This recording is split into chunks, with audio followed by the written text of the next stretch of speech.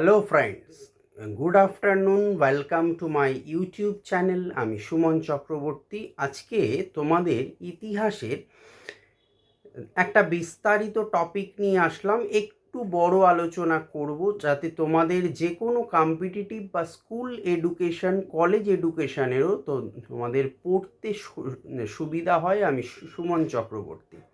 So ভিডিওটা সম্পূর্ণ শুনবে এবং প্রয়োজনে লিখেও রাখতে পারো। Very important question for all.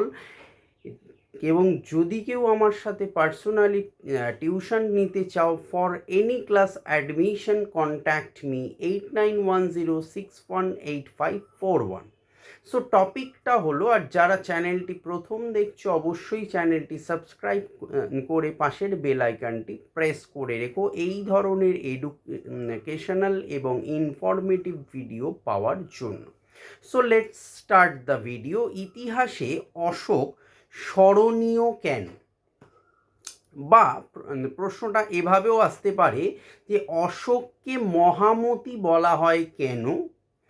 অথবা প্রশ্নটা এভাবেও আসতে পারে অশোককে একজন সম্রাট বলা হয় কেন?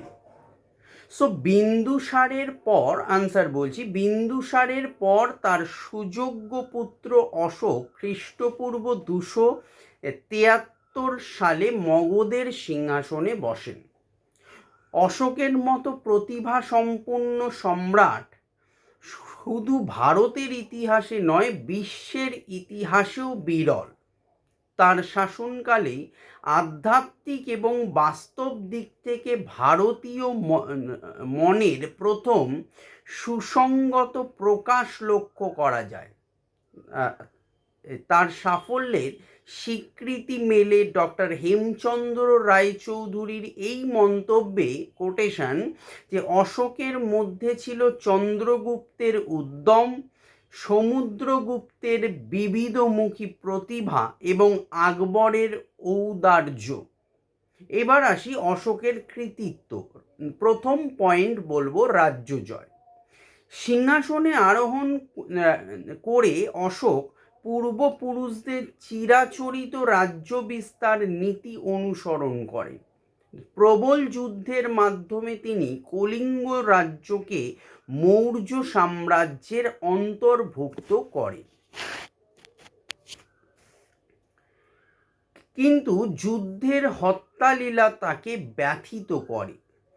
তিনি এরপর বৌদ্ধ ধর্মে দীক্ষা নেন এবং রাজ্য জয়ের পরিবর্তে ধর্ম বিজয় নীতি অনুসরণ করেন। এইভাবে কলিঙ্গ যুদ্ধের পর মৌর্য সাম্রাজ্য একটি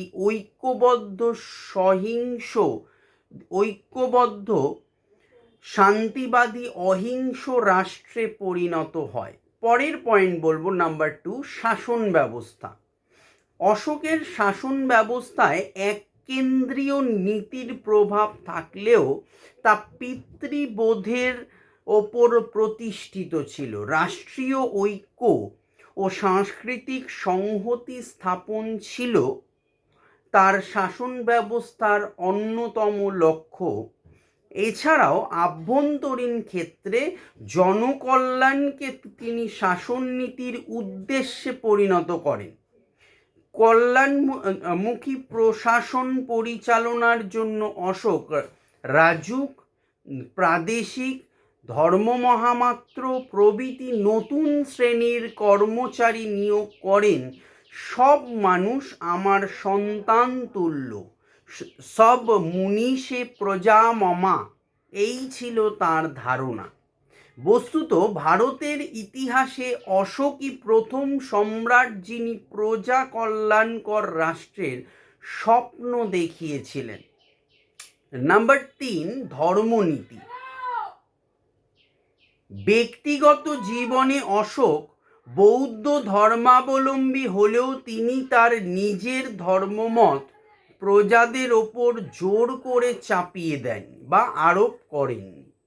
তার শিলালিপিতে ধম্ম কথাটি ব্যবহার করেছেন। তার শিলালিপিতে ডক্টর রমিলা থাপার ধর্মের অর্থ ব্যাখ্যা করতে গিয়ে বলেছেন যে অশোক সামাজিক দায়িত্ববোধের মনোভাব নিয়ে ধর্মকে দেখেছিলেন। সে কারণে অশোকের অনুসৃত ধর্মকে কোনো বিশেষ ধর্ম না বলে নৈতিক কর্তব্য পালনের নীতি বলাই যুক্তিযুক্ত।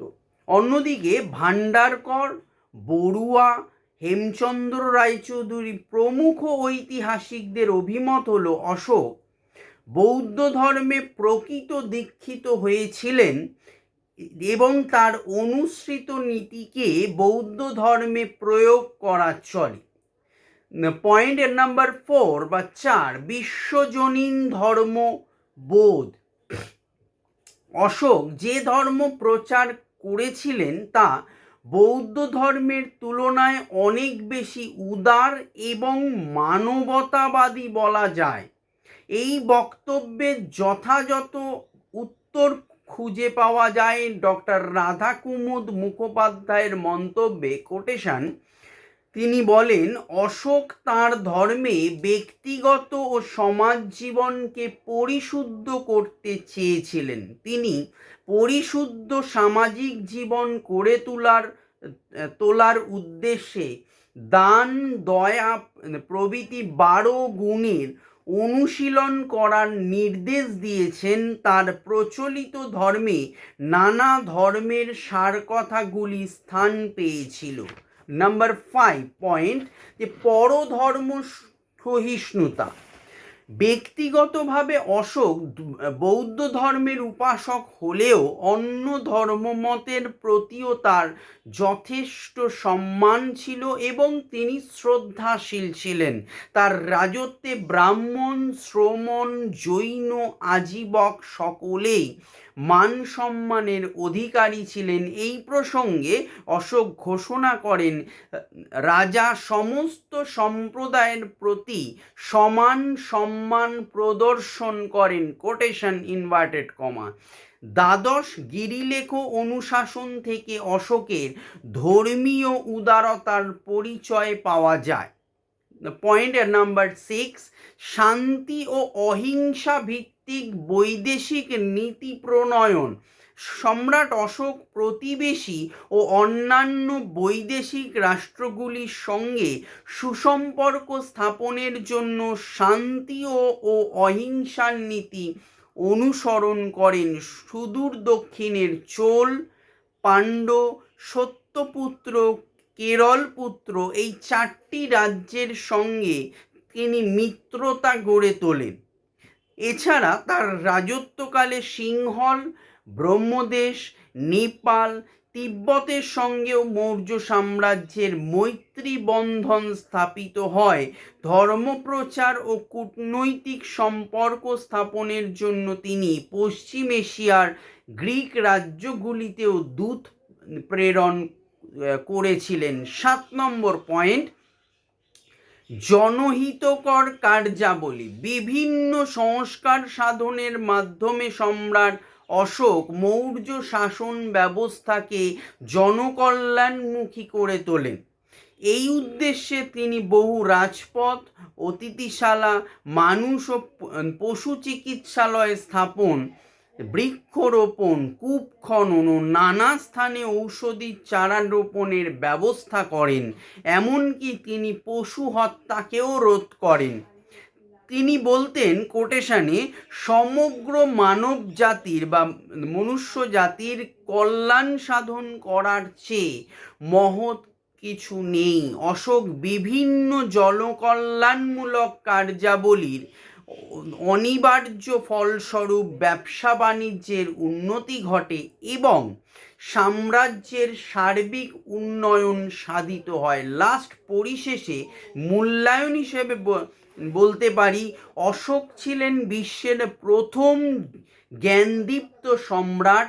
বিভিন্ন ঐতিহাসিকগণ অশোককে সর্বকালের এবং সর্বদেশের সর্বশ্রেষ্ঠ সম্রাটদের মধ্যে অন্যতম বলে স্বীকার করেছেন। তাকে কনস্টানটাইন, আলেকজান্ডার, জুলিয়াস সিজার, শার্লেম্যান, আকবর, নেপোলিয়ন প্রমুখ বিশ্বের উল্লেখযোগ্য সম্রাটদের সঙ্গে শ্রেষ্ঠতম সম্রাট বলে অভিহিত করা হয়েছে। অশোকের অনন্য গুণাবলী স্মরণ করেই ঐতিহাসিক এইচ.জি. ওয়েলস যথার্থই বলেছেন, ডাবল ইনভার্টেড কমায়, ইতিহাসের পৃষ্ঠায় হাজার হাজার নরপতির মধ্যে অশোক একমাত্র উজ্জ্বল নক্ষত্র, ভলগা থেকে জাপান পর্যন্ত তার নামকে এখনো স্মরণ করা হয়। সো ভিডিও ভালো লাগলে লাইক করো, শেয়ার করো, চ্যানেলটি সাবস্ক্রাইব করে পাশের বেল আইকনটি প্রেস করে রেখো। বাই।